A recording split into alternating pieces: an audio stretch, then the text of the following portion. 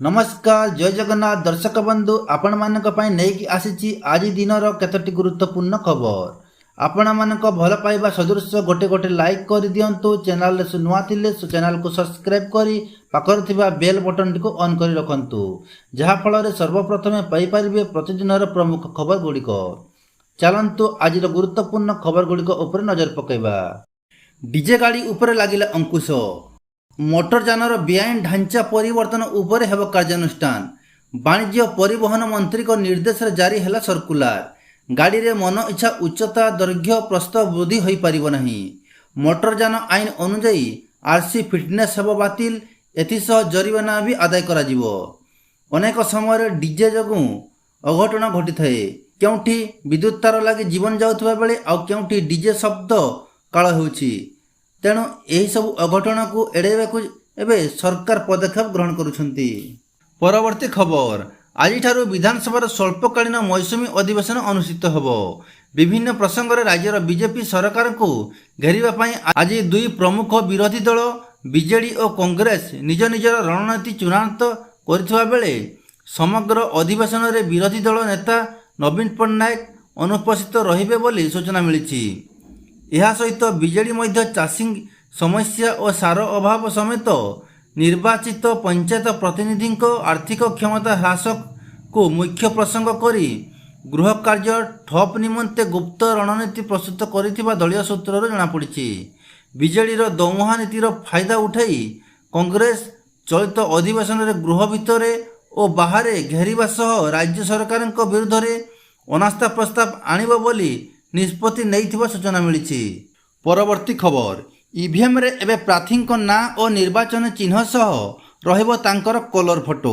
बिहार विधानसभा निर्वाचन रे एहार आरंभ होबाको जाउछि।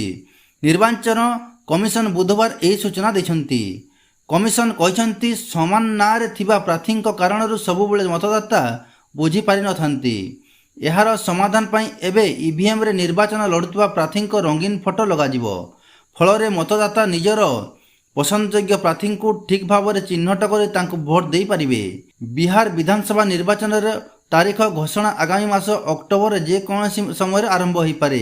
भारतीय निर्वाचन कमिशन बुधवार प्रेस रिलीज जारी करी कहछंती ईवीएम बैलेट पेपर उपर एबे प्रार्थी कलर फोटो छपाजिवो।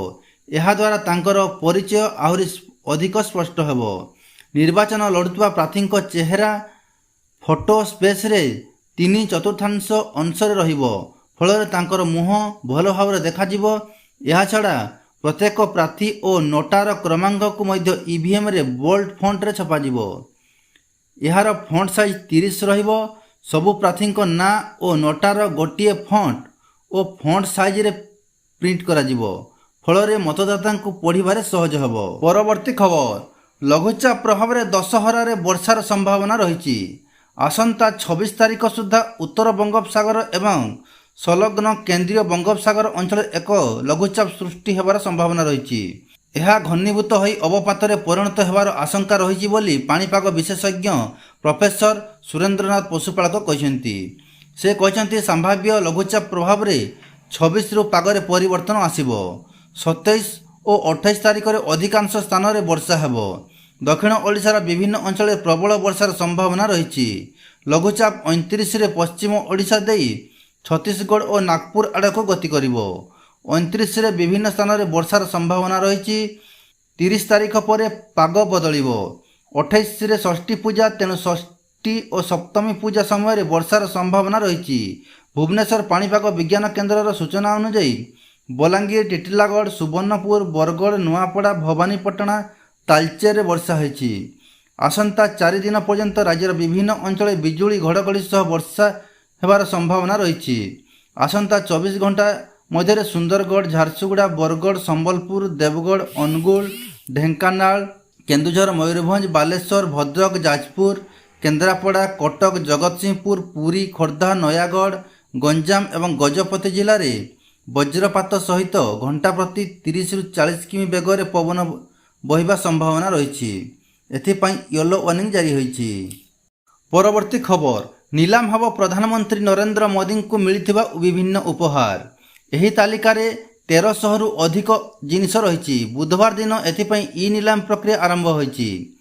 ଏହି ଜିନିଷଗୁଡ଼ିକ ମଧ୍ୟରେ ଦେବୀ ଭବାନୀଙ୍କ ପ୍ରତିମୂର୍ତ୍ତି, ଅଯୋଧ୍ୟାର ରାମ ମନ୍ଦିରର ଏକ ମଡେଲ ଏବଂ 2024 ପାରା ଅଲିମ୍ପିକ୍ ଗେମ୍ସର କ୍ରୀଡ଼ା ସ୍ମାରକୀ ଅନ୍ତର୍ଭୁକ୍ତ।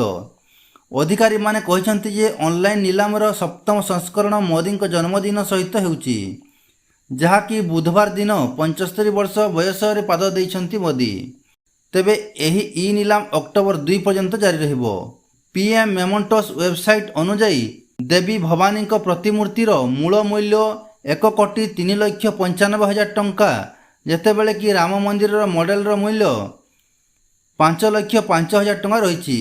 ସଂସ୍କୃତି ମନ୍ତ୍ରାଳୟ ଅଧିକାରୀମାନେ ମଙ୍ଗଳବାର ଦିନ କହିଛନ୍ତି ଯେ ପାରା ଅଲିମ୍ପିକ୍ ପଦକ ବିଜେତାଙ୍କ 3 ଯୋଡ଼ା ଜୋତା ସହିତ ଏହି 2ଟି ଜିନିଷ ଶ୍ରେଷ୍ଠ 5ଟି ମଧ୍ୟରେ ରହିଛି। ପ୍ରତ୍ୟେକ ଯୋଡ଼ାର ମୂଲ୍ୟ 7,07,000 ଟଙ୍କା ରହିଛି। ଇ ନିଲାମରେ ଅନ୍ତର୍ଭୁକ୍ତ ଅନ୍ୟ ସାମଗ୍ରୀ ମଧ୍ୟରେ ଜମ୍ମୁ ଏବଂ କାଶ୍ମୀରର ଏକ ଏମ୍ବ୍ରଏଡରୀ ପଶ୍ମିନା ଶାଲ୍, ରାମ ଦରବାରର ଏକ ତାଞ୍ଜୋର ଚିତ୍ର, ଏକ ଧାତୁ ନଟରାଜ ପ୍ରତିମୂର୍ତ୍ତି, ଜୀବନ ବୃକ୍ଷକୁ ଚିତ୍ରିତ କରୁଥିବା ଗୁଜରାଟର ଏକ ରଗନ୍ କଳା ଏବଂ ଏକ ହାତବୁଣା ନାଗା ଶାଲ୍ ଅନ୍ତର୍ଭୁକ୍ତ। ଏହି ସଂସ୍କରଣ ଏକ ବିଶେଷ ଆକର୍ଷଣ ହେଉଛି ପ୍ୟାରିସ୍ ପାରା ଅଲିମ୍ପିକ୍ 2024ରେ ଅଂଶଗ୍ରହଣ କରୁଥିବା ଭାରତୀୟ ପାରା ଆଥଲେଟ୍ମାନଙ୍କ ଦ୍ୱାରା ଉପହାରିତ କ୍ରୀଡ଼ା ସାମଗ୍ରୀ। ସଂସ୍କୃତି ମନ୍ତ୍ରାଳୟ ପୂର୍ବରୁ ଏକ ବିବୃତ୍ତିରେ କହିଥିଲା ଯେ ଏହି ସ୍ମାରକୀ ପାରା ଆଥଲେଟ୍ମାନଙ୍କ ଲଢ଼ୁଆ ମନୋଭାବ, ଉତ୍କର୍ଷତା ଏବଂ ଉଦ୍ୟମ ମନୋଭାବର ପ୍ରତୀକ। ଇ ନିଲାମର ପ୍ରଥମ ସଂସ୍କରଣ ଅନୁଯାୟୀ 2019ରେ ଅନୁଷ୍ଠିତ ହୋଇଥିଲା। ସେବେଠାରୁ ପ୍ରଧାନମନ୍ତ୍ରୀ ମୋଦିଙ୍କୁ ଦିଆଯାଇଥିବା ହଜାର ହଜାର ଅନନ୍ୟ ଉପହାର ନିଲାମ କରାଯାଉଛି।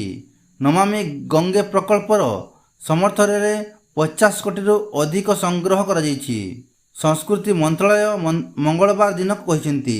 ପରବର୍ତ୍ତୀ ଖବର, ପାକିସ୍ତାନ କ୍ରିକେଟ ଦଳ ଏସିଆ କପ୍ 2025ରେ ୟୁଏଇ ବିପକ୍ଷ ଶେଷ ଗ୍ରୁପ୍ ମ୍ୟାଚ୍ ବୟକଟ୍ କରିବାକୁ ନିଷ୍ପତ୍ତି ନେଇଛି।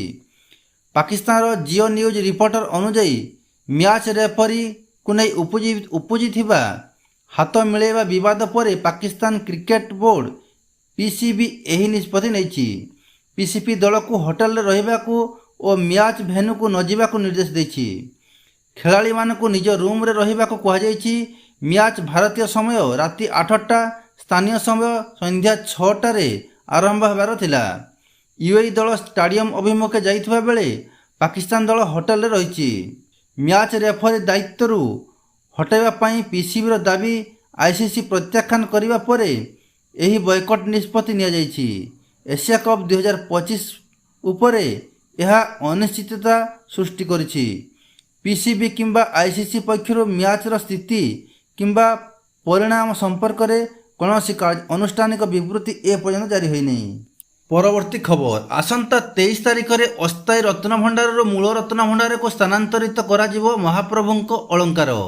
ଯଦି 23ରେ ଏହି କାର୍ଯ୍ୟ ନ ସରିବ ତାହେଲେ 24 ତାରିଖରେ ଏହାକୁ ସମ୍ପୂର୍ଣ୍ଣ କରାଯିବ। ରତ୍ନଭଣ୍ଡାର ସବ୍ କମିଟି ବୈଠକ ପରେ ଶ୍ରୀମନ୍ଦିର ମୁଖ୍ୟ ପ୍ରଶାସକ ଅରବିନ୍ଦ ପାଢ଼ୀ ଏହି ସୂଚନା ଦେଇଛନ୍ତି। କହିଛନ୍ତି, ଉଭୟ ଭିତର ଓ ବାହାର ରତ୍ନଭଣ୍ଡାରର ମରାମତି କାର୍ଯ୍ୟ ଶେଷ ହୋଇଛି। ଭିତର ରତ୍ନଭଣ୍ଡାରର ଅଳଙ୍କାର ଖଟ ସେଜ ଘରେ ରହିଛି। ବାହାର ରତ୍ନଭଣ୍ଡାରର ଅଳଙ୍କାର ଫୁଲ ଘରେ ଓ ଚାଙ୍ଗଡ଼ା ଘରେ ଅଛି। ସେପ୍ଟେମ୍ବର 23 ତାରିଖ ମଙ୍ଗଳବାର ଅମୃତ ବେଳାର ଅସ୍ଥାୟୀ ରତ୍ନଭଣ୍ଡାରରୁ ମୂଳ ରତ୍ନଭଣ୍ଡାରକୁ ସ୍ଥାନାନ୍ତରିତ କରାଯିବ ମହାପ୍ରଭୁଙ୍କ ଅଳଙ୍କାର। ଭୋର 4ଟାରୁ ଦ୍ୱାର ଫିଟା ହେବ। ତାପରେ ଅମୃତ ବେଳା ସମୟ ଅନୁସାରେ ସ୍ଥାନାନ୍ତରିତ ଆରମ୍ଭ ହେବ। ସେପ୍ଟେମ୍ବର 23 ସକାଳ 7ଟା17ରୁ ଦିନ 11ଟା17 ମଧ୍ୟରେ ଅମୃତ ବେଳା ରହିଛି। କେବଳ ପାଳିଆ ସେବକ ସ୍ଥାନାନ୍ତରିତ ସମୟରେ ରହିବେ। ସ୍ଥାନାନ୍ତରଣ ପ୍ରକ୍ରିୟା 1 ଘଣ୍ଟା ପୂର୍ବରୁ ଶ୍ରୀମନ୍ଦିର ସୌଧ ହେବ। ଶ୍ରୀମନ୍ଦିର ମୁଖ୍ୟ ପ୍ରଶାସକ ଆହୁରି କହିଛନ୍ତି, ସେପ୍ଟେମ୍ବର 23 ତାରିଖରେ ଶ୍ରୀମନ୍ଦିରରେ ଭକ୍ତ ଦର୍ଶନ ଉପରେ କଟକଣା ରହିବ। ନାଟମଣ୍ଡପ ସମ୍ପୂର୍ଣ୍ଣ ବନ୍ଦ ରହିବ। ନୀତିକାନ୍ତି ଉପରେ କୌଣସି ପ୍ରଭାବ ପଡ଼ିବ ନାହିଁ। ସେହିଦିନ ଉଭୟ ଭିତର ଓ ବାହାର ଅସ୍ଥାୟୀ ରତ୍ନଭଣ୍ଡାରରୁ ଅଳଙ୍କାର ସ୍ଥାନାନ୍ତରିତ ହେବ। ମୂଳ ରତ୍ନଭଣ୍ଡାରକୁ ଅଳଙ୍କାର ସ୍ଥାନାନ୍ତର ପରେ ମାଜିଷ୍ଟ୍ରେଟଙ୍କ ଉପସ୍ଥିତିରେ ତାଲା ପଡ଼ିବ ଓ ଚାବି ଟ୍ରେଜେରୀରେ ରହିବ। ଯଦି 23 ତାରିଖରେ ଅଳଙ୍କାର ସ୍ଥାନାନ୍ତର କାର୍ଯ୍ୟ ଶେଷ ନ ହେବ ତାହେଲେ 24 ତାରିଖରେ ପୁନର୍ବାର ସ୍ଥାନାନ୍ତର କାର୍ଯ୍ୟ କରାଯିବ। ରତ୍ନ ଅଳଙ୍କାର ଗଣତି ମଣତି ନେଇ ମଧ୍ୟ ପ୍ରତିକ୍ରିୟା ରଖିଛନ୍ତି ଶ୍ରୀମନ୍ଦିର ମୁଖ୍ୟ ପ୍ରଶାସକ। ଶ୍ରୀମନ୍ଦିର ପରିଚାଳନା କମିଟି ଗଣତି ମଣତି ଉପରେ ଚୂଡ଼ାନ୍ତ ନିଷ୍ପତ୍ତି ନେବେ ବୋଲି ସେ କହିଛନ୍ତି। 1978 ମସିହା ରତ୍ନ ଅଳଙ୍କାର ତାଲିକା ସହ ମେଳକ କରାଯିବ।